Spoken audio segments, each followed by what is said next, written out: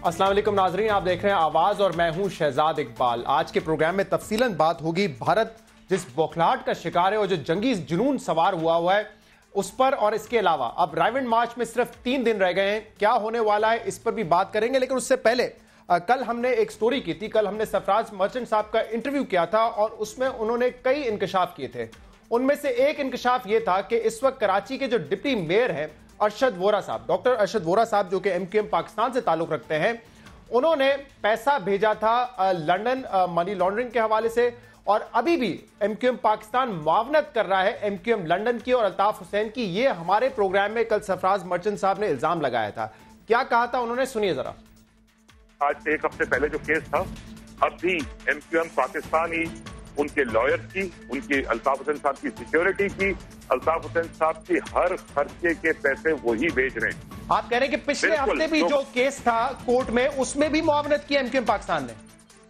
जी बिल्कुल, पैसे लॉयर्स को, कॉकर बिनिंग को पैसे भेजे गए हैं, ठीक है, और पैसे दुबई से, यही हमारे जो डिप्टी मेयर साहब है उनके अकाउंट से पैसे गए, उनकी कंपनी से पैसे गए। हबीब बैंक, मैं जेआईटी के सामने ये बात बताकर आया था कि आप चले इस वक्त अगर आप लंदन नहीं जा सकते तो कम से कम जेआईटी में अगर आपने बताई होगी तो वो तो पास्ट ट्रांजैक्शंस की बताई होंगी ना, जो पिछले हफ्ते हेयरिंग थी उसके हवाले से पैसे गए हैं, इसके क्या सबूत हैं? जी, अरशद वोरा साहब का दुबई का अकाउंट मंगवा लें और आप खुद चेक कर लें। वो बुलाएं डॉक्टर अरशद वोरा को, कहें जी पिछले 2 साल का स्टेटमेंट निकाल के ले आए। वो सरफराज मर्चेंट साहब फरमा रहे थे कि माजी में ही नहीं, पिछले हफ्ते भी जो कोर्ट की कार्रवाइयां हुई थी उसमें भी एमक्यूएम पाकिस्तान एमक्यूएम लंदन की मुआवनत कर रहा था। यहां से माली मदद भी जाती है और डॉक्टर अरशद वोरा साहब के अकाउंट से जाती है। कल हमने डॉक्टर अरशद वोरा साहब से जब राब्ता किया तो उन्होंने इन तमाम इल्जामात की तरदीद की। टोटली इसको डिनाई करता हूँ, ये टोटली इन्होंने गलत बात की है। मेरे पास इसके प्रूफ भी मौजूद हैं। जिस पाकिस्तान के अंदर आके पाकिस्तान की जिस एजेंसी को ये चेक करना हो, एफआईओ को चेक करना हो, किसी को भी चेक करना हो, वो चेक कर लें। ये मुझे नहीं पता कि ये क्यों जो है मेरा नाम यूज कर रहे हैं, शायद इनकी कुछ ख्वाहिशात जो है वो पूरी नहीं हो सकी। लेकिन बहरहाल मैं आपको फिर डिनाई कर रहा हूँ कि ऐसा कुछ भी नहीं है। मेरे दुबई के अकाउंट 2-3 साल से बंद है। मेरी वहाँ पे फैक्ट्री हुआ करती थी जो कि क्लोज हुए आज 5 साल हो गए। तो ये टोटल ही गलत इनका बयान है। ये बड़े सीरियस एलिगेशन थे सरफराज मर्चेंट साहब की जानिब से, जिसकी तरदीद की डॉक्टर वोरा साहब ने। इसलिए हमने जरूरी समझा कि जरा इस पर तफसील से थोड़ा सा बात हो जाए और इसके लिए हमें एक मरतबा फिर यूके से ज्वाइन करेंगे सरफराज मर्चेंट साहब। सरफराज साहब, आपने कल कई इंकशाफ के प्रोग्राम में कई इल्जाम लगाए, जिनमें से एक इल्जाम था जिसकी डॉक्टर वोरा ने हमारे चैनल पे आके मुकम्मल तरदीद की कि मेरे ये अकाउंट 2-3 साल पहले बंद हो चुके हैं और आप कह रहे थे मेरे प्रोग्राम में कि पिछले हफ्ते भी पैसे ट्रांसफर हुए हैं लंदन। जी बहुत शुक्रिया। बिल्कुल मैंने वो चीज सुनी थी जो कल डॉक्टर अरशद वोरा का बयान था, और मैंने जो चीज की आई स्टिल स्टैंड बाय। और उन्होंने कल खुद कहा है कि जी पाकिस्तान के जो इदारे हैं वो इस चीज को वेरीफाई कर लें, तो बहुत अच्छी बात है। अब एफआईए के कोर्ट में है बॉल, और एफआईए खुद इसको इन्वेस्टिगेट करे और उनके लिए कोई मसला नहीं है। वो फौरन इस चीज का सारा कुछ कर सकते हैं। वो वहां से इनके स्टेटमेंट्स मंगवा लें और देख लें, या डॉक्टर अरशद वोरा साहब खुद अपने स्टेटमेंट्स ला के दे दें और आपकी मीडिया पे ही दे दें, ताकि वो चीज क्लियर हो जाए। या जो क्रेडिबल एजेंसीज हमारी पाकिस्तान की एफआईए हैं, जो भी है, जिनसे वो ये कर रहे हैं, इस पर जाके भी वो चेक करें, तो वो बिल्कुल करें और वो लाके उनको प्रूफ दे दें। और मैं अपने अच्छा, ये तो आप जो है burden of proof doctor Arshad Vora पे डाल रहे हैं कि वो आके अपने दस्तावेजात दे दें या फिर एजेंसीज उनसे पूछ लें। जब आपने ये एलिगेशन लगाया था कल उन पे, तो आपने हमें ये कहा था कि आप भी उसकी डिटेल्स दे देंगे। तो क्या आपके पास ऐसे सबूत, क्या ऐसी तफसीलात है जिस पर आप पे यकीन किया जाए कि डॉक्टर अरशद वोरा ने पिछले हफ्ते तक जो है पैसे ट्रांसफर किए हैं लंदन? देखिए जी, मैंने तो एक चीज बड़ी क्रेडिबली कही है, क्योंकि इंग्लैंड में जो भी पैसे, अगर कोई लीगल टीम को या कोई लीगली पैसे बैंक से ट्रांसफर होते हैं ना, कोई हाथ से तो आके पैसे देता नहीं है, ठीक है, तो वो चीज तो बाकायदा वो ट्रेल मौजूद होगी वहां पर। तो अगर वो खुद ला के अपना अकाउंट, जो ये कह रहे हैं 2 साल 3 साल पहले मेरा अकाउंट बंद हो गया है ना, मैं उस चीज को कम्प्लीटली डिनाई करता हूँ। इनका कोई अकाउंट बंद नहीं हुआ, ठीक है। ये पिछले 1.5 साल 2 साल से इसी वजह से तो इनको ब्रिटिश पुलिस स्कॉटलैंड यार्ड बाकायदा ईमेल लिख के बुला रही है, और इनकी लीगल टीम ने इनके पास जो ईमेल शायद आपके पास भी मौजूद है, इनको आने से रोका है। ये आएंगे तो वहां पर मैंने सरफराज साहब वो ईमेल्स देखे हैं जिनमें इनको तलब किया गया है बरतानिया, और इनकी जो कॉरेस्पॉन्डेंस थी सारी बरतानवी पुलिस से, वो मैंने देखी है। लेकिन मैं पिछले हफ्ते के हवाले से बात कर रहा हूं, वो ज्यादा अहम इसलिए क्योंकि इन कॉन्टेक्स्ट ऑफ पॉलिटिक्स जो इस वक्त एमक्यूएम पाकिस्तान एमक्यूएम लंदन के दरमियान हो रही है, तो आपने कहा था कि अभी भी ये हो रहा है, अभी भी कोई ताउन खत्म नहीं हुआ, मुकम्मल ताउन है। जी बिल्कुल, इसलिए है क्योंकि जब मैं पिछले हफ्ते अपनी डेट पर गया था तो मुझे वहां का पता है कि जाने से पहले वहां पर लॉयर को फीस की जाती है, और जब इनके लॉयर वहां पर आए थे और मैंने जब ये सारी एक इनफॉर्मल गुफ्तगू हो रही थी वहां पर कोर्ट में मीटिंग रूम में, तो उसमें जब मैंने उनसे ऐसे पूछा कि जी क्या अभी, तो उन्होंने कहा हाँ जी हमारा वही स्टोर हमें पैसे भेज रहा है, और अभी भी हमें लास्ट वीक भी इनकी पेमेंट्स आई हैं। इनका जो हमेशा का सोर्स है वो डॉक्टर अरशद बोरा है। बर्डन ऑफ प्रूफ उनके ऊपर तो है, लेकिन अगर आपने ये एलिगेशन लगाए तो फिर आप पे भी जिम्मेदारी बनती है कि आप इसके डॉक्यूमेंट्स दें, आपके पास हैं, आप मेरे साथ शेयर करें और मैं उस पर प्रोग्राम करूंगा और डॉक्टर अरशद वोरा साहब को हम पूछेंगे भी। लेकिन एक और आपने कल हमारे प्रोग्राम में एलिगेशन लगाया था, आपने कहा था कि मोहम्मद अनवर जो बड़े करीब सी साथी हैं अल्ताफ हुसैन के, उन्होंने आपको यह बताया था कि हुकूमत जो है मनी लॉन्ड्रिंग केस में और खासतौर पे जो रॉ की इन्वॉल्वमेंट रही है एमक्यूएम की फंडिंग में, उस पर कोई काम नहीं करेगी क्योंकि उनका अपना एक एमएनए, हुकूमत का एक एमएनए, पीएमएलएन का एक माइनॉरिटी का एमएनए खुद मुलव्वस है रॉ से फंडिंग में और इंडिया से ताल्लुकात में। ये आपने कल कहा था हमारे शो पे। Do you stand by this? जी आई डू स्टैंड बाय। बिल्कुल अनवर साहब ने ये बात शेयर की थी मेरे साथ, और मैं अकेला नहीं था, मेरे साथ और 2-3 लोग थे। मैं उनका नाम नहीं लेना चाहता क्योंकि मैं खामखा में, लेकिन हमारी ये निजी महफिल की बात थी जिसके अंदर और ये तफसीलात आपने एफआईए को भी दी थी, ये भी आपने कल कहा था।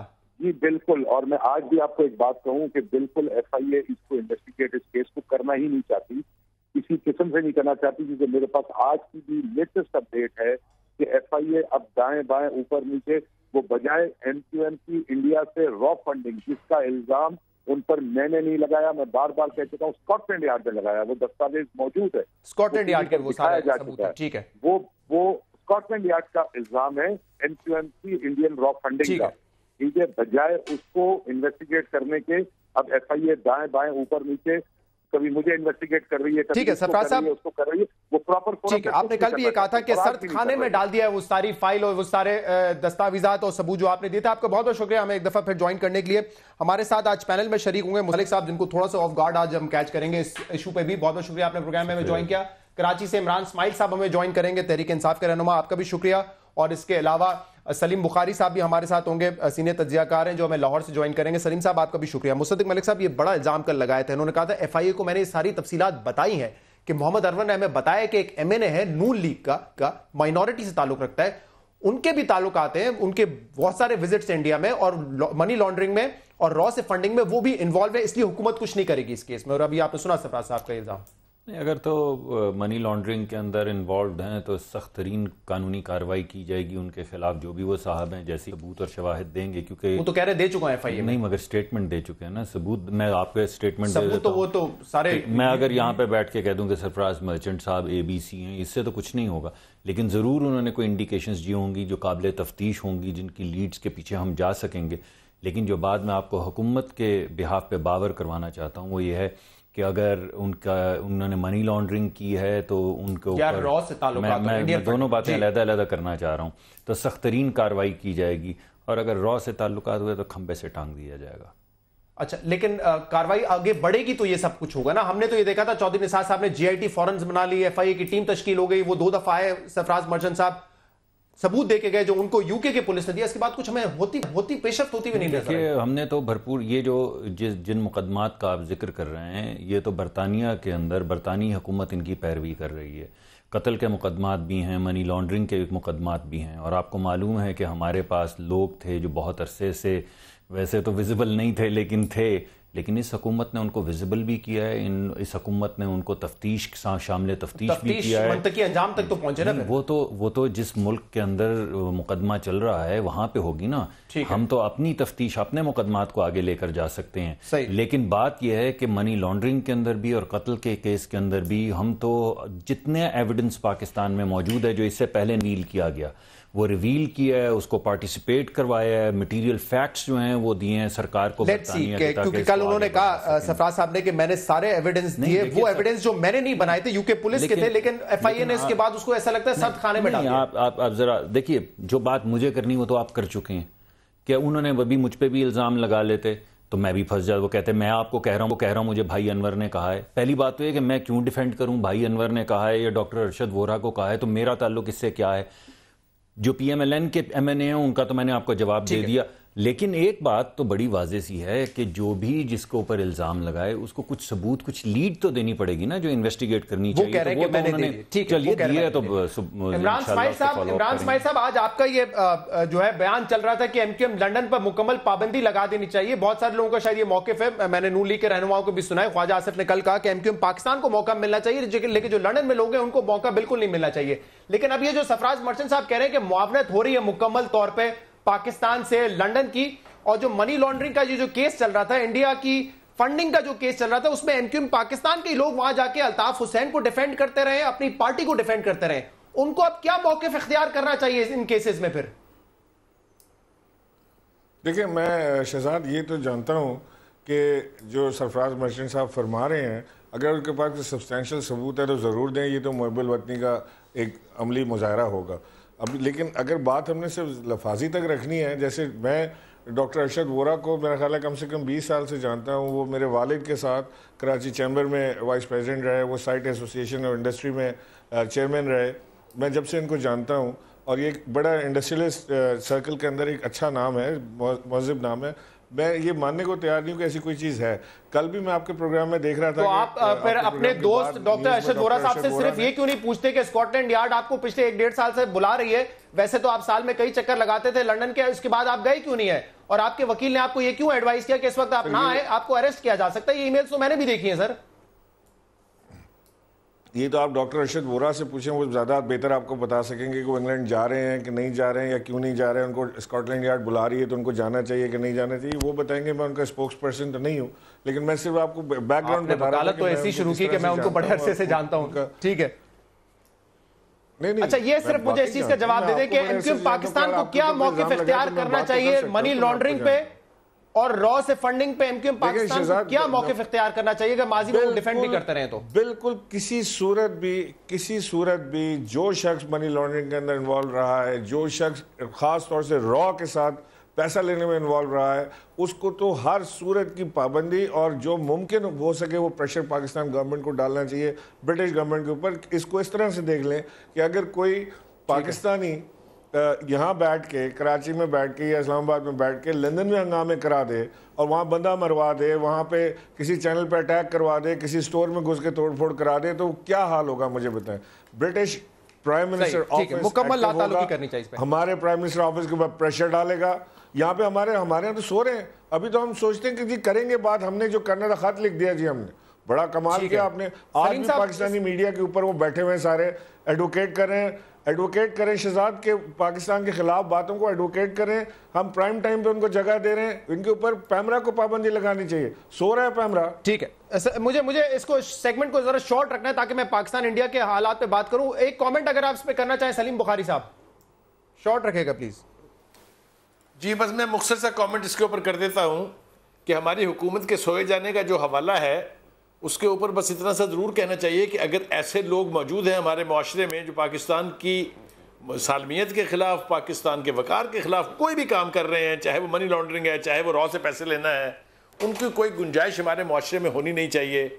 इतना कुछ हमने सरकार के नुमाइंदों से भी सुना है कि मनी लॉन्ड्रिंग में भी लोग इन्वॉल्व रहे हैं, रॉ से ताल्लुक़ भी है। इसके बारे में अदालतों में मुकदमात हैं, इसके बारे में JITs के हवाले मुकदमात हुए हुए हैं। इसके बावजूद मेरा नहीं ख्याल कि किसी शक की कोई गुंजाइश रहनी चाहिए। अगर कोई इसका गिल्टी है उसके खिलाफ ज़रूर एक्शन होना चाहिए और ज़बरदस्त तरीन एक्शन होना चाहिए। जो असल बात हम साबित नहीं करना चाह रहे हैं या साबित नहीं हो रही है वो है कि क्या MQM पाकिस्तान का कोई ताल्लुक MQM लंदन से है। इसके बारे में मेरी ज़ाती राय अगर आप जानना चाहते हैं तो यह ताल्लुक जिस दिन ख़त्म हुआ उस दिन MQM ख़त्म हो जाएगी। MQM means Altaf Hussain, that's about it. ठीक है, मुझे एक ब्रेक लेना है, उसके बाद हम बात। इस वक्त जो जंगी जुनून सवार है इंडिया पर और बौखलाहट है जब से पाकिस्तान ने कश्मीर का इशू आलमी सतह पर उठाया है, इस पर तफसीलन बात होगी एक ब्रेक के बाद।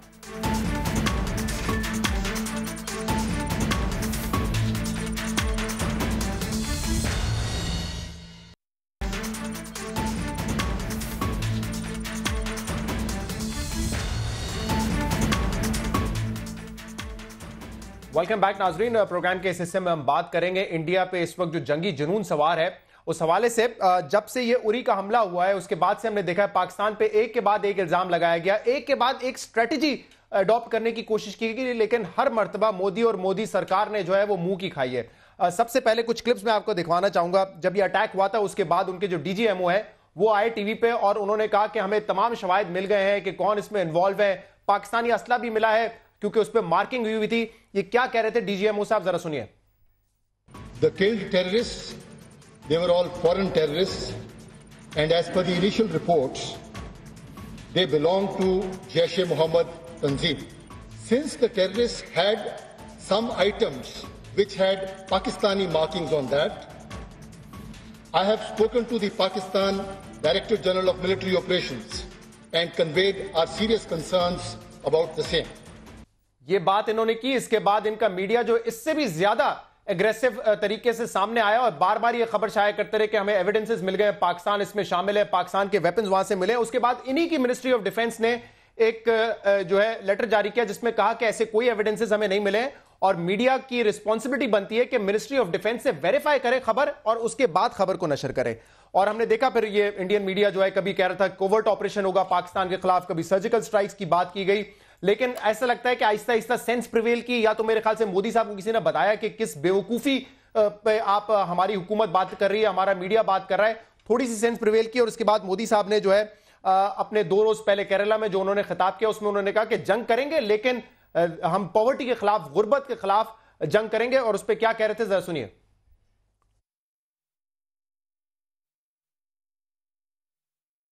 आइए हम गरीबी को खत्म करने का काम करें, आप अपने देश में गरीबी को खत्म करने का काम करें, हम दोनों लड़ाई लड़े, देखते हैं सबसे पहले अपने देश की गरीबी कौन खत्म करता है। पाकिस्तान के नौजवान आओ लड़ाई लड़े, पहले हिंदुस्तान बेरोजगारी खत्म करता है कि पहले पाकिस्तान बेरोजगारी खत्म करता है। और बेरोजगारी को खत्म करने की लड़ाई लड़े और देखें पहले कौन जीतता है।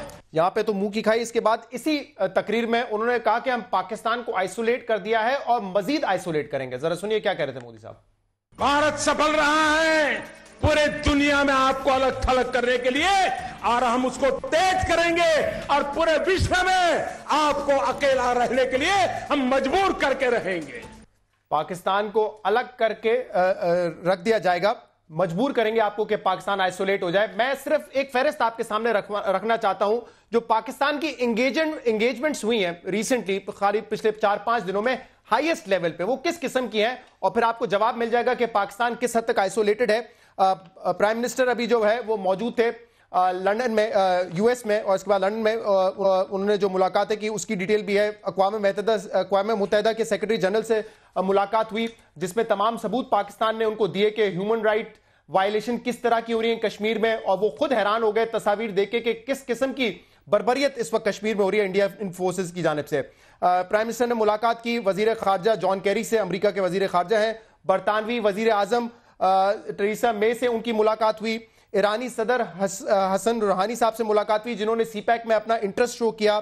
सऊदी प्रिंस मोहम्मद बिन नाइफ से वहां पे मुलाकात हुई। चाइनीज काउंटर पार्ट, चाइनीज वजीर आजम ली किंग चियांग से जो है उनकी मुलाकात हुई जिन्होंने फिर सीपैक के हवाले से बात की और पाकिस्तान की मुकम्मल हिमायत की और खासतौर पे जो कश्मीर में वायलेशन हो रही है उसके हवाले से भी हिमायत की। जापानी वजीर आजम से मुलाकात हुई है, वहां पे वजीर आजम की तुर्क सदर से मुलाकात हुई है, तुर्की के सदर से तैयब अर्दोगान से मुलाकात हुई है। न्यूजीलैंड के प्राइम मिनिस्टर से मुलाकात हुई है वहां पे उनकी। और इसके अलावा रिसेंटली हमारे आर्मी चीफ जो है वो आज ही बल्कि जर्मनी से लौटे जहां पे दीगर ममालिक के आर्मी चीफ थे, वो भी बड़ी इंपॉर्टेंट एंगेजमेंट थी। पाकिस्तान में आप जानते हैं कि रूसी फौज मुश्तरका मशकें यहां पर कर रही है और इंडिया की मुखालफत के बावजूद वो यहां पर आए हैं। और इसके अलावा OIC से भी पाकिस्तान का राब्ता हुआ था जिन्होंने मुकम्मल हिमायत की है कश्मीर में जो इस वक्त ह्यूमन राइट्स वायलेशन हो रही है। तो ये चंद मैंने आपके सामने चीजें रखी है, दिनों में मुलाकातें हुई हैं जिससे आप अंदाजा लगा सकते हैं कि किस किस्म की एंगेजमेंट्स पाकिस्तान की फॉरेन लेवल पर हो रही हैं। सलीम बुखारी साहब, ये क्या हो रहा है इस वक्त इंडिया में? कोई आहिस्ता आहिस्ता सेंस प्रिवेल कर रहा है? क्योंकि एक बात करते हैं फिर उससे पीछे हटते हैं, फिर कभी कहते हैं आइसोलेट कर दिया, उसकी भी मैंने फहरिस्त आपके सामने रख दिया। अब वो पानी के मसले को लेकर आगे बढ़े जिसका आज भरपूर जवाब दिया है, दो टोक जवाब दिया है सरताज अजीज साहब ने असेंबली में। शहजाद इकबाल, आपने बड़ा अच्छा सवाल ये किया है, इसलिए कि मैं यूनाइटेड नेशन में था मौजूद खुद, ये जब सारी मुलाकातें हो रही थी मैंने उसको कवर किया है वहाँ से न्यूयॉर्क में बैठ के। पहली बात तो ये है कि उनका ये ख्वाहिश और ख्वाब हो सकता है कि पाकिस्तान को आइसोलेट कर दिया जाए। जिस नौइयत की दो तरफा मुलाकातें हमने वहाँ देखी हैं, माजी में उसकी कोई मिसाल नहीं मिलती है। 2 दिन के बीच कोई 13 के करीब हाई लेवल मुलाकातें थी, जिसमें वज़ीर आज़म थे, जिसमें सदर थे तुर्की के, जिसमें यूनाइटेड नेशन के सेक्रेटरी जनरल थे, जॉन कैरी थे। जो सारी आपने लिस्ट दी है वो बिल्कुल ठीक है। आइसोलेशन का शिकार खुद इंडिया होने जा रहा है, इसलिए कि सुषमा स्वराज ने जो तकरीर की 26 तारीख को वहाँ, वो यूनाइटेड नेशन के फ्लोर पर खड़े होकर कह रही हैं कि कश्मीर हमारा अटूट अंग है। उनको ये इदराक भी नहीं है कि इसी अदारे ने इससे पहले 2 रेजोल्यूशंस पास की हुई हैं जो पेंडिंग है एजेंडे के ऊपर। मुझे तो उनकी अकल का मातम करने को जी चाह रहा है कि आप उसी अदारे में खड़े होकर उस वहां डिनायल मोड में हैं on the basis of facts. Facts उनके खिलाफ है। एक बात तो यह है। दूसरी बात यह है कि 4 इंटरनेशनल ऑर्गेनाइजेशंस ने फैक्ट फाइंडिंग मिशन भेजने की बात की है, चाहे वो OIC का कॉन्टैक्ट ग्रुप है, चाहे वो ह्यूमन राइट्स से मुतल्लिक आलमी तंजीम है, जनीवा बेस्ड है, चाहे वो यूनाइटेड नेशन के सेक्रेटरी जनरल है, चाहे वो जो OIC की अपनी काउंसिल है उसने। अब आप मुझे ये बताइए, इसको आइसोलेशन कहते हैं जब हमारी बात वहां बिल्कुल नहीं कहते, इसीलिए मैंने इस फहरिस्त को सामने रखा। लेकिन ये सलीम साहब अब ये बताएं, पहले वो सर्जिकल स्ट्राइक्स की बात कर रहे थे, फिर आइसोलेशन, और अब पानी के ऊपर आ गए वो, और उससे भी पीछे हट गए क्योंकि कल वहां पे भी उनके जो जहां तक तो सर्जिकल स्ट्राइक का ताल्लुक है, आपके सामने मीडिया रिपोर्ट्स मौजूद हैं इंडिया की, हमारी नहीं, कि वहां के तीनों सरबराहान जो हैं मुसल्लह अफवाज के, उन्होंने कहा खुदा के वास्ते मोदी साहब जंग से बाज रही है, हम तैयार नहीं है इसके लिए। हमसे 10 गुना बड़ा मुल्क है, हमसे 10 गुना बड़ी फौज है, हमसे 10 गुना ज़्यादा असला है उनके पास। इसके बावजूद उनका ये कहना जो है, ये इस बात की दलील है कि वो ये समझते हैं कि पाकिस्तान के डिफेंसेस जो हैं, पाकिस्तान का दिफा जो है वो स्ट्रॉन्ग हाथों में मौजूद है। इट्स नॉट ईजी कि आप कोई लिबर्टी ले सकें। इस बात का इदराक भी वहाँ पर 2 तरफा मुलाकातों में करा दिया गया था तमाम लोगों को कि हम कोई तरने वाला नहीं है जिसको आके वो खिलौना रखा है शीशे का, उसके ऊपर गुलेल से वो रोड़ा फेंकेंगे और वो टूट जाएगा पाकिस्तान। ऐसा कुछ नहीं है और इसका इदराक है उनको। जहां तक उनकी आबी दहशतगर्दी कहता हूं मैं उनको, जो पानी के हवाले से लेके मोदी साहब कर रहे हैं, ये उनकी हमाकत का एक दूसरा सबूत है। इसलिए कि ये जो समझौता है जिसको सिंध ताश मंसूबा कहते हैं, समझौता कहते हैं, इसके अंदर इंटरनेशनल अदारे गारंटर्स हैं, वर्ल्ड बैंक गारंटर है इसके अंदर, यूनाइटेड नेशन की सरपरस्ती इसको हासिल है। ये मोदी साहब की मर्जी का खिलौना नहीं है जिसको वो जब चाहेंगे तोड़ देंगे, ऐसा नहीं होता है। इस पे मुझे जरा मौका दे, मैं दूसरे पार्टिसिपेंट से भी इस पे राय ले लूं। इमरान इस्माइल साहब, वैसे तो ऑपोजिशन पार्टी है, लेकिन आप समझते हैं कि कश्मीर का इशू खास तौर पे, और इसके अलावा जो फॉरेन एंगेजमेंट्स हुई हैं वजीर आजम की और जो वफ्द था वजीर आजम का, उसमें भरपूर तरीके से यह जवाब तो दिया है कि आइसोलेट नहीं है पाकिस्तान इस वक्त। नहीं, बिल्कुल शहजाद, ये बात तो बिल्कुल ठीक है कि हिंदुस्तान के कह लेने से या उनकी ख्वाहिश के इजहार करने से कि वो पाकिस्तान को आइसोलेट कर देंगे और पाकिस्तान आइसोलेट हो जाएगा, ये किसी की खाला का घर तो नहीं है कि वो मोदी ने कह दिया आइसोलेट कर दिया तो हो गया। पाकिस्तान की अपनी एक बड़ी हैसियत है खित्ते के अंदर, पाकिस्तान बड़ी इंपॉर्टेंट पोजीशन पर पॉइज्ड है और पाकिस्तान को आइसोलेट करना किसी के बस का काम नहीं है, क्योंकि पाकिस्तान की जो पोजीशन, हम फ्रंट लाइन इस वक्त किरदार अदा कर रहे हैं वॉर ऑन टेरर के ऊपर। अगर पाकिस्तान को आप आइसोलेट करते हैं तो उसका क्या होगा? हम फ्रंट लाइन किरदार अदा कर रहे हैं। सारी दुनिया का जो जहाँ से टेररिज्म जा रहा है, उस एक्सपोर्ट हो रहा है, उसके ऊपर हमने अपनी जानें कुर्बान की हैं, हमने अपने पाक आर्मी को वहाँ पे लगाया हुआ है, मुल्क की वसाइल वहाँ हम खर्च कर रहे हैं। कैसे कोई आइसोलेट कर सकता है? मुमकिन ही नहीं है। मालूम ये हमें करना है कि वज़ीर आज़म साहब जब वहाँ तकरीर कर रहे थे, सारी जो अच्छी बातें उन्होंने की कश्मीर के बारे में सब एक तरफ, मुझे सिर्फ ये पूछना है, ये बैठे हैं यहाँ पे उनके नुमाइंदे, कि जनाब आली उन्होंने ये उनके मुंह से लफ्ज़ क्यों नहीं निकला कि इंडिया पाकिस्तान में टेररिज्म हार्वेस्ट कर रहा है, इंडिया पाकिस्तान के अंदर सपोर्ट करता है। कुलभूषण यादव की सूरत में उनके पास एक बहुत बड़ा सबूत था। उन्होंने क्यों ये लफ्ज़ नहीं लिया कि जी इंडिया हमारे बलूचिस्तान के अंदर गड़बड़ कर रहा है, वहाँ पे वो मूवमेंट चला। मोदी की तकरीर मौजूद है ऑफिशियल, जिसमें उन्होंने कहा कि हमने बांग्लादेश बनाया, फखरिया बड़ा वैलिड आपका आर्गुमेंट है, पाकिस्तान तोड़ा था, अब फिर तोड़ेंगे वो। सही, मैं इसका जवाब ले लेता हूं। मुस्तफा साहब, जो तारीफ वाला पहलू था वो तो मेरे ख्याल से एक एनालिस्ट ने और ऑपोजिशन ने कर दिया है, तो अब इस पे आ जाएं जो इनका सवाल है कि बलूचिस्तान को क्यों इग्नोर किया गया वजीर आजम ने अपनी स्पीच में।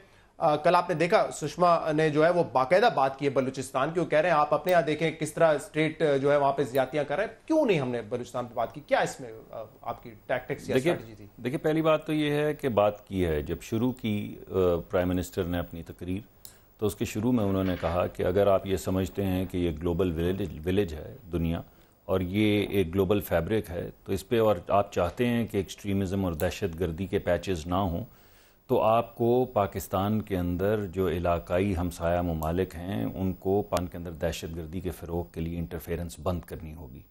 ये उन्होंने दो टोक अपनी तकरीर के पहले जो शुरू किया है, हमसाया नहीं अब्रॉड का था उन्होंने, स्टेट स्पॉन्सर्ड और हमसाया ममालिक का जिक्र किया था। अब चलिए आप कह सकते हैं कि नहीं आपने भारत का नाम लेना चाहिए था, आपको स्पेसिफिक नाम लेना चाहिए था और बलूचिस्तान का नाम, क्योंकि हमारे यहाँ जो दहशतगर्दी हो रही है वो अफगानिस्तान से भी हो रही है और भारत से भी हो रही है, दीगर ममालिक भी इंटरफेयर करते हैं, मगर ये दो प्राइमरी ममालिक हैं जिनसे इंटरफेरेंस होती। लेकिन इस तकरीर का जो सबाक को सियाक था, यानी जो कॉन्टेक्स्ट था, वो ये था कि हम कश्मीर पे बात करने गए हुए थे। और आपने देखा है कि इससे पहले जब दीगर पाकिस्तान के सुदूर और पाकिस्तान के वज़राए आलम इस फोरम के ऊपर गए हैं तो बाज़ मरतबा कश्मीर का जिक्र नहीं हुआ, बिकॉज फोकस किसी और चीज़ के ऊपर था। तो प्राइमरी फोकस जो पाकिस्तान का इस मरतबा था वो कश्मीर था, जिसकी वजह से आपने देखा कि 80% तकरीर जो है प्राइम मिनिस्टर की वो मरकूज़ थी कश्मीर के ऊपर, और उन्होंने उसके अंदर 80% तकरीर के अंदर जो 14-15 मिनट या जो भी बनती, मुझे एग्जैक्टली याद नहीं है, भारत का नाम हर लाइन में लेके कहा कि इनको ये जारहियत और बर्बरियत जो है ये बंद करनी होगी, जो कश्मीर की तो फोकस था। तीसरी आखिरी बात, मैं एक बात और करूं, क्योंकि मैं बात तो कुछ और करना चाह रहा था आपकी वो आइसोलेशन वाली, लेकिन चलिए मेरे ख्याल में बाकी दोस्तों को भी मौका मिलना चाहिए तो बाद में कर लेंगे, कि जब प्राइम मिनिस्टर स्टेट्समैन किसी जगह के ऊपर जाके बात करता है तो फिर वो किसी एक एजेंट का नाम नहीं लेता, वो पॉलिसी स्टेटमेंट देता है, पॉलिसी की तकरीर होती है। तो मसलन अगर कुलभूषण साहब का नाम ले लेते हैं, बिल्कुल ले लेते हैं, कोई हर्ज नहीं, ले लेंगे, अगली तकरीर में ले लेंगे, लेकिन अगर ले लेते हैं फिर आप कहते हैं वो लंगड़ा और वो सर कटा और वो, लेकिन उन्होंने ये इंटरफेरेंस का भी नहीं कहा, नाम नहीं लेने का। मुझे एक ब्रेक लेना है सलीम साहब, एक ब्रेक लेना है मुझे, और सुनवाता हूं कि कल सुषमा जो फॉरेन मिनिस्टर इंडिया की, उन्होंने क्या कहा और उसका मलिया लोधी साहिबा ने बड़ा जबरदस्त किस्म का जवाब दिया, जरा सुनिएगा, लेकिन उससे पहले एक ब्रेक।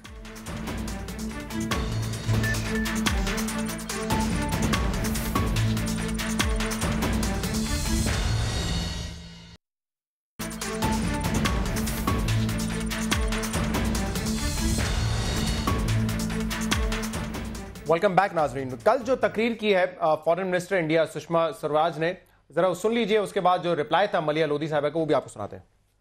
दुनिया में ऐसे देश हैं जो बोते भी हैं तो आतंकवाद, उगाते भी हैं तो आतंकवाद, बेचते भी हैं तो आतंकवाद, और निर्यात भी करते हैं तो आतंकवाद। आतंकवादियों को पालना कुछ देशों का शौक बन गया है। एक बार बगल में झांक कर देख लें क्या हो रहा है बलूचिस्तान में, और वो खुद क्या कर रहे हैं वहां। मैं कह सकती हूँ यहाँ के आज जो बलूचिस्तान में हो रहा है वो यातनाओं की पराकाष्ठा है। अभी उस मुल्क की फॉरेन मिनिस्टर हैं जो कि खुद कह चुका है कि कतर में हमने इन्वॉल्वमेंट थी, इंटरफेरेंस थी बांग्लादेश को अलग करने में, और खुद बलूचिस्तान में जो है हो रहा है, जो बरामदाग भुगती की सपोर्ट है उसको ओपनली आके स्टेट लेवल पे जो है एक्नॉलेज किया जाता है। मलिया लोधी साहिबा ने जो उसका जवाब दिया वो भी सुन लीजिए। The recently captured Indian spy and intelligence officer Kulbhushan Yadav has confessed to India's support to such terrorist and subversive activities, particularly in the province of Balochistan and the federally administered tribal areas. Indeed, it was Kulbhushan who was financing. जी, तो सलीम साहब, मलिया लोधी साहिबा ने finally United nation में बात की कुलभूषण यादव के हवाले से और इंडिया की जो इंटरफेरेंस है, लेकिन क्या आपका क्या नुक्ता नजर है? क्या वजीर आजम साहब को इस पे बोलना चाहिए था जैसे इमरान इस्माइल साहब फरमा रहे थे? पहली बात तो यह है कि मैं आपको वसूख के साथ ये कह रहा हूं कि जिन डॉसियर्स की बात हो रही है जो सेक्रेटरी जनरल को दिए जा चुके हैं और 5 जो मुस्तकिल अरकान हैं उनके हेड ऑफ स्टेट्स को भेजे जा रहे हैं, उनमें सारा मवाद जो है वो कुलभूषण के बारे में है कि उसका नेटवर्क कैसे बलोचिस्तान में काम करता था, कैसे वहाँ से राह की फंडिंग आती थी, कैसे राह उनको असला मुहैया कर रहा था चमन के जरिए, और अक्रॉस चमन बॉर्डर वहाँ कैसे फरारी वो कैंप है जिनके अंदर ट्रेनिंग इंडिया के एक्सपर्ट्स दे रहे हैं। ये सब कुछ उसके अंदर मौजूद है। मैं इस बात से तो इत्तेफाक करता हूँ कि अगर वो ये नाम भी ले देते तो कोई ख़राबी नहीं थी, लेकिन जैसा कि मुसद्दक साहब ने कहा, हेड ऑफ स्टेट्स की जब स्पीच होती है आप देखिए सुषमा ने भी अपनी तकरीर के अंदर इंडिविजुअल्स के नाम नहीं लिए हैं, इतने बड़े बड़े इल्जाम लगा दिए उन्होंने, उन्हें तो खैर शर्म आती नहीं है, वो बलूचिस्तान का हवाला तो हमें दे रही है। बहादुर अली का नाम उन्होंने लिया था। क्या हुआ था जब मैं आ रहा हूँ और अर्ज कर रहा हूँ, वो बहादुर अली उन्हीं का अपना बंदा है। ईस्ट पंजाब में इन्होंने क्या किया था, एक दिन के अंदर 35,000 सिख मार दिए थे इन्होंने। तो इन्होंने क्या वो टेररिज्म नहीं थी क्या? इन्होंने वो खुद स्टेट ने वहां पर लोग नहीं मारे थे? मीजो ले लीजिए, नक्सल बाडीज ले लीजिए, एसएमईज ले लीजिए, टैमन्स ले लीजिए, अबे किस किस का जिक्र करेंगे? वहां ये इतने अरसे से, इतने सालों से, कई दहाइयों से लोगों को मारे चले जा रहे हैं। तो क्या इसका मतलब यह है कि इंडिया की हुकूमत जो है वो टेररिस्ट है? ये बेकार का आर्गूमेंट है, बेमानी आर्गूमेंट है, ये सारी रेटरिक थी। इसको मैं मतलब डिप्लोमेटिक जबान में तो शायद ये लफ्ज इस्तेमाल नहीं होता। ये सारी बकवास इसलिए थी कि सब्सटेंशिएटेड नहीं थी। जो बातें वजीर आजम ने की थी वहां पर, उन सब के सबूत साथ मुहैया हैं, वो प्रूवन है। ठीक है, मैं कहना ये चाह रहा हूं आपसे कि इस वक्त जो सूरत हाल हमें दरपेश है, हमें इंडिया के मीडिया का, हमें इंडिया की रेटरिक का जवाब देने के लिए हमारे मीडिया को भी फाल होना होगा और हमारी पॉलिटिकल लीडरशिप को एक होना होगा। ये जो हमें आइसोलेट करने की ख्वाहिश है, इंटरेस्टिंग, मैं आपको इसी तरह से रोका जा सकता है। इंटरेस्टिंग एक फैक्ट बताता हूं जिसको मैंने अभी पढ़ा था रिसेंटली। मोदी साहब फरमा रहे थे कि गुर्बत के खिलाफ जंग करते हैं, पाकिस्तान और इंडिया मुकाबला कर रहे हैं इसमें। तो एक सिर्फ फैक्ट ये कि 77 करोड़ लोग इंडिया में सुबह वॉशरूम की लाइंस में खड़े होते हैं। 77 करोड़ लोग, अगर आप इसको सेफ एस्टिमेट कंजर्वेटिव भी ले लें तो आधी से ज्यादा आबादी कम से कम वो वॉशरूम की लाइन में खड़ी रहती है। ये है वहां पे गुर्बत का हाल। बहरहाल ये बताइए, जो आज सताज अजीज साहब ने कहा है कि जंग तस्वुर किया जाएगा अगर इंडिया ने वायलेशन की इंडस वाटर ट्रीटी की, तो इसका क्या मतलब है कि अगर वहां से खुदा ना खास्ता कोई ऐसा एक्ट होता है तो फिर यहां से हमारी तरफ से क्या होगा? बड़ी वाज़ेह सी बात है कि अगर आप हमें कहें कि हम आपका पानी काट देंगे, जिसका मतलब ये नहीं कि सिर्फ पीने का पानी हमारा कट जाएगा, हमारी फसलें तबाह हो जाएंगी, हमारी इकॉनमी तबाह हो जाएगी, हमारा जरिया मुआश लोगों का, जो गरीब लोग जो हैं, हम पीछे बैठ के आर्बिट्रेशन में नहीं जाएंगे। नहीं, आर्बिट्रेशन वर्ल्ड बैंक से नहीं रब्ता करेंगे। नहीं, आर्बिट्रेशन वगैरह भी चलती रहेगी, वर्ल्ड बैंक से भी रुजू करेंगे, यूनाइटेड नेशन से भी रुजू करेंगे, हर फोरम को एक्सप्लोर करेंगे। लेकिन आप खुद से सोचिए कि अगर आप 8 साल आर्बिट्रेशन का इंतजार करेंगे, अगर वो पानी को डाइवर्ट करेंगे। और बहुत अच्छा कल मौक़िफ़ दिया, पेश किया कसूरी साहब ने। उन्होंने 3 बुनियादों के ऊपर इसको रद्द किया। उन्होंने कहा कि मॉरली ये जो बात कर रहे हैं मैं इसको रद्द करता हूँ, और बड़े अच्छे आर्ग्यूमेंट्स दिए आपके प्रोग्राम में, मैं उसको रिपीट नहीं करना चाहता।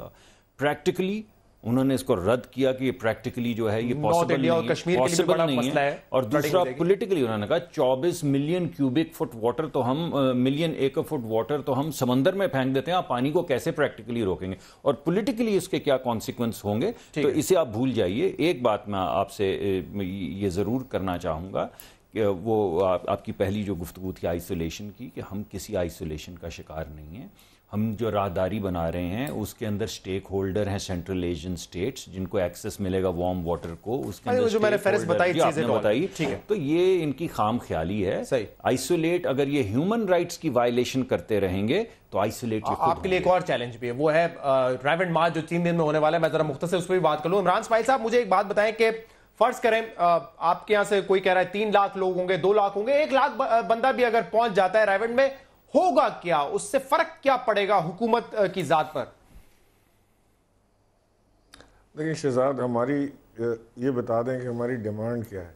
हम जब भी प्रोटेस्ट करने जाते हैं तो ये हुकूमत कहती है कि ये तीसरी कुव्वत को दावत दे रहे हैं। ये चाहते हैं कि मुल्क में माशाल्लाह लग जाए, जमहूरियत ख़त्म हो जाए। जमहूरियत को ख़तरा करप्शन से होता है या करप्शन ख़त्म होने से होता है? हम कह रहे हैं इन्वेस्टिगेशन करा लें, वो कहते हैं कि नहीं कराएंगे।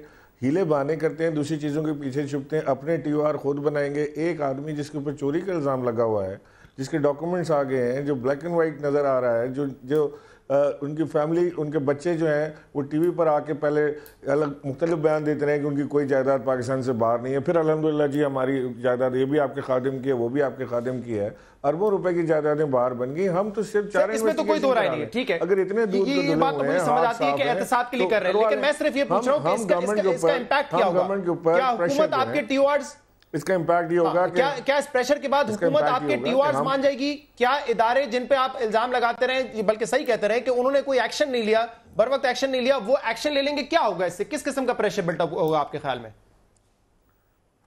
देखिए ना शहजाद, एज अपोजिशन ये तो हमारा हक है ना कि हम ये कर सकते हैं। और हमारा जो, अगर आप मकसद पूछ रहे हैं करने का क्या है, तो वो यही है कि हम इदारों को भी प्रेशराइज करें कि वो अपना काम ईमानदारी के साथ करें। ये नहीं हो सकता कि जी वो डॉक्टर आसिम को जब पकड़ना हो तो पकड़ के उसको जेल के पीछे डाल दें, उल्टा लटकाएं उसको, और जब मियां नवाज शरीफ या उनकी फैमिली की या उनके ख़ानदान की बारी आए तो वो बिल्कुल गायब हो जाएं, ना FIA पूछे, ना नैब वाले कोई एक्शन लें, सब आराम से सुम्म बुकम बैठे हुए हैं जब तक, क्योंकि जनाब बादशाह हुजूर के पीछे कौन जाएगा। तो हम प्रेशर देना चाह रहे हैं हुकूमत वक्त को कि वो इसकी इन्वेस्टिगेशन कराए और गैर जानबूझ इन्वेस्टिगेशन कराए। हम प्रेशर देना चाह रहे हैं उन इदारों को जो इस वक्त 2 लाख लोग जमा हो जाते हैं रैपिड में। क्या हुकूमत PTI की टीवाज मान जाएगी? क्या इदारों पे प्रेशर आएगा? वो उनका हक है वैसे तो प्रोटेस्ट करना, वो बात तो ठीक है जी, वो ज़रूर करें। हमारा ज़ाती ये ख्याल है कि वो जितना प्रोटेस्ट करते हैं हमें उतना फ़ायदा होता है। जब से प्रोटेस्ट कर रहे हैं हम तब से इलेक्शन जीत रहे हैं, लोग हमें वोट देते हैं। उसकी वजह ये है कि हम इन पे ये इस वजह से नहीं, मार्जिन ऑफ विक्ट्री आपका बड़ा कम होता जा रहा है। कोई बात नहीं, being in Punjab government and federal government. नहीं, अभी हम कल जीते हैं, इनकी सीट जीते हैं जो ये जीते हुए थे। हाँ, लेकिन अब आपकी इससे पहले भी जीते हैं। लेकिन जो मैं बात कहना चाह रहा हूं कि जो तीसरी ताकत का इल्ज़ाम इन पे लगता है वो इस वजह से नहीं लगता कि ये धरना देते हैं या प्रोटेस्ट करते हैं। जब ये अंपायर की उंगली का जिक्र करते हैं, जब ये मिठाई बांटने का जिक्र करते हैं तो लोगों के सामने वाज़ेह हो जाती है। लोग इकट्ठा कर लेंगे, इसके बाद भी आप इनकी टीवाज नहीं मानेंगे? मैं कुछ और एहतसाब नहीं करेंगे? एक सेकंड दीजिए, देखिए, अगर तो वाकई इनको तो फायदा होता है ना, ये कह रहे हैं इनको फायदा होता है, नहीं भाई सुन तो लीजिए ना, सुन तो लीजिए। अगर एहतसाब मकसूद है तो 3 चीजें सुप्रीम कोर्ट ने आज एडमिट कर ली है, जो बड़ी खुशाइंद बात है, और उसकी वजह से ये तमाम दूध का दूध पानी का पानी हो जाएगा। इलेक्शन कमीशन में इनकी अपील एडमिट हुई है। उसके अलावा FIA ने सबको नोटिस दे दिए, FBR ने सबको नोटिस दे दिए हुए हैं। अब आप मुझे बताइए, अगर इंसाफ मकसूद है तो सुप्रीम कोर्ट वो इंसाफ दे रहा है, इलेक्शन कमीशन इनको वो इंसाफ देने के लिए तैयार है, तो फिर ये सड़कों पे बेशक आए, लेकिन वो जबान ना इस्तेमाल करें कि फिर हम दोबारा से कहें कि किसी तीसरी ताकत को आप दावत साहब आपका शुक्रिया, इमरान इस्माइल साहब आपका भी शुक्रिया, और आपका बहुत बहुत शुक्रिया। इस प्रोग्राम का फीडबैक आप हमें दे सकते हैं हमारे सोशल मीडिया पर। इजाजत दीजिए, अल्लाह हाफिज।